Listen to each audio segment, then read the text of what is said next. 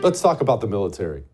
The Kamala Harris walls, plans for the military, experience with the military, and probably because of my history, the military is very, very close to me. I was in the Marines for just 4 years, but I loved it. And as a child, I loved it. I used to read books. I consume every bit of it I possibly could. Maybe this is just a guy thing. Maybe it's a patriotism thing. I don't know what it is, but I have always had such admiration for the men who put on a uniform and go fight and die for countries. And watching what the American communist has done and will continue to do in the future to our military sickens me, angers me. Look, it creates a lot of emotions in me, and none of them are good. Look, Kamala Harris and Tim Walz, they might very well finish off a military that has been so wonderful for so long, and it's in so much trouble now. And remember Afghanistan? I know you remember, but it's just not something that I can get out of my mind. I'll be honest with you, it's not just something I say for TV or radio. I'll have moments. I had one this past weekend. I'll have moments where it just hits me and it hurts. I'll think about it again. And it's not just the way we left. We yanked our troops out of there without a good plan. There was a way to get out the right way. Instead, the Biden administration, they wanted something to celebrate on the anniversary of 9/11. They wanted a bump in the polls. So they said, hey, everyone leave. Everyone just packed up and left. And then they opened up the jail that was at Bagram Air Base and let out a bunch of ISIS guys, a bunch of terrorists. Okay, just remember that little tidbit. We leave. Of course, the country collapses almost immediately, which that in and of itself is an indictment on what we were doing for 20 years. Remember, they told us the mission was to build up Afghanistan's security forces so they would be strong enough and ready to oppose the Taliban so we could leave, so they could handle their own security. And we spent 20 years allegedly doing that. And then we pull out, and those security forces collapse immediately. And all that gear we gave them, M16s, Humvees, Blackhawks, immediately fall into the hand of the Taliban. The country's collapsing. The Biden-Harris administration freaks out. They realize this looks bad, so they send our guys back to secure a civilian airport without the proper facilities at all. And allegedly, one of those guys we let out of the jail in Bagram shows up with a suicide vest, vaporizes 13 of our warriors. And in response to that, we sent a Reaper drone to take out 10 completely innocent civilians, 6 of them children. And after that, the defense secretary said, no regrets, baby. Do you have regrets about the withdrawal from Afghanistan? I support the president's decision. Do you have regrets about their withdrawal or how the withdrawal occurred from Afghanistan that cost the lives of 13 of our service members? I don't have any regrets. No regrets. Well, there are a lot of people who never get to see their son or daughter again, and they have lots of regrets. And our military used to be full of men of honor who, even if they failed, didn't even have to be malicious. Even if they failed, they would resign out of a sense of honor and duty. No more. Those days are gone. And let's talk about Kamala Harris as long as we're on the subject here. Because back when she thought it was going to be popular, she couldn't wait to run to the camera. I was the last one in the room.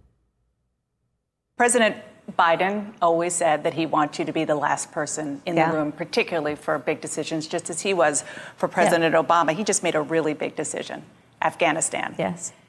Were you the last person in the room? Yes. And you feel comfortable? I do. Couldn't wait to run to the cameras and accept some credit back when she thought it was going to be popular. And look, this is the thing about Dome that we've talked about so much.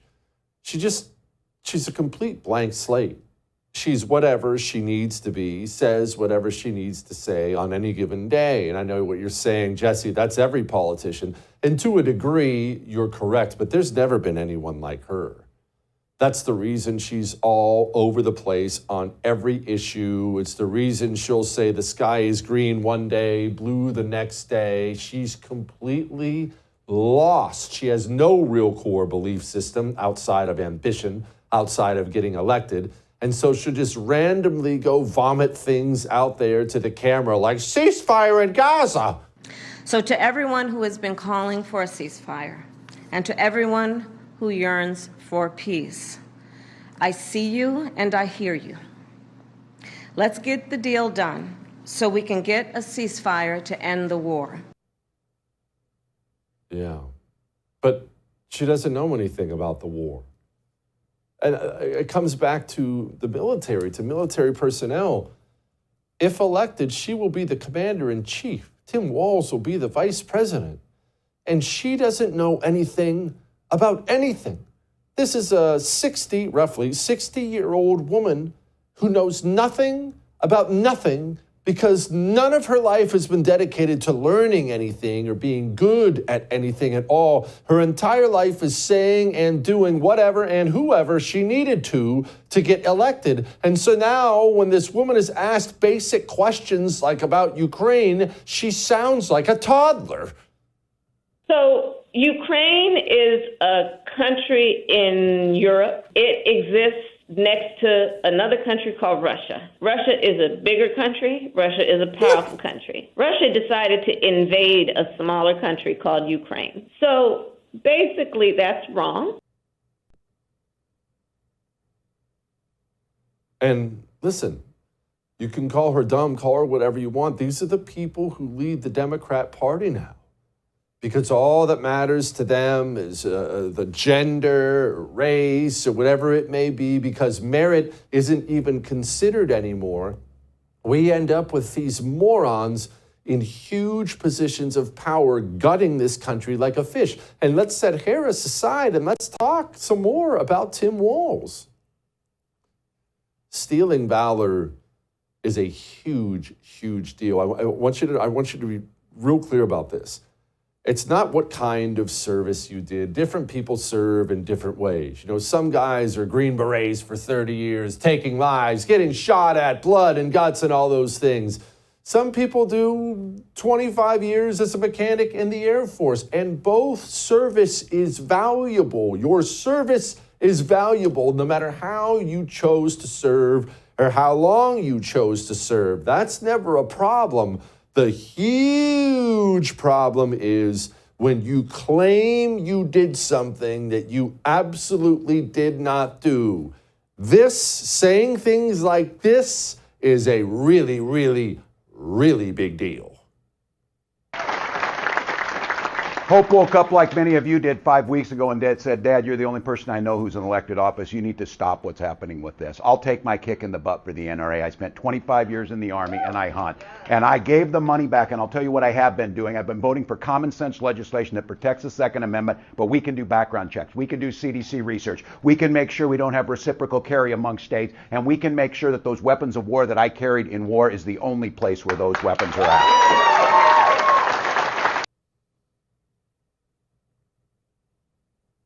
When asked about it, Kamala Harris's campaign said he misspoke, but he didn't misspeak. He lied.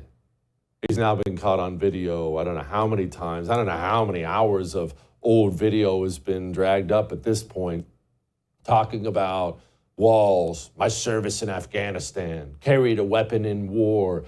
He ran political campaign ads talking about it. And that is a complete and utter disgrace to claim the valor of men who did fight in war when not only he didn't go, his unit was supposed to go, and he straight up bailed on his men so he could go be in Congress. This is not a small deal. It's a huge deal. And this guy potentially is the next vice president of the United States of America, which brings me back to our military. I am extremely concerned. I am extremely concerned. If things remained just as they are now, with the rot we see, with the flag officer corps, the generals, admirals, with the rot we see at the military academies, minoring in diversity and crap like that, if things stayed just as they are now, I would be very, very concerned about the future of our services. Could you imagine if Kamala Harris and Tim Walz are given 4 more years to take this idiocy and lunacy and spread it throughout our troops? Man. All right. All that may have made you uncomfortable, but I am right. Speaking of Tim Walz, we have somebody who was in his battalion. Want to hear from them? Next.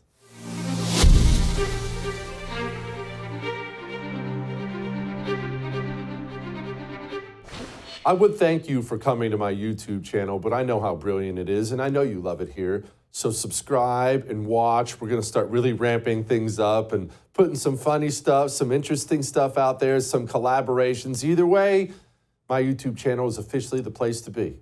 So stick around.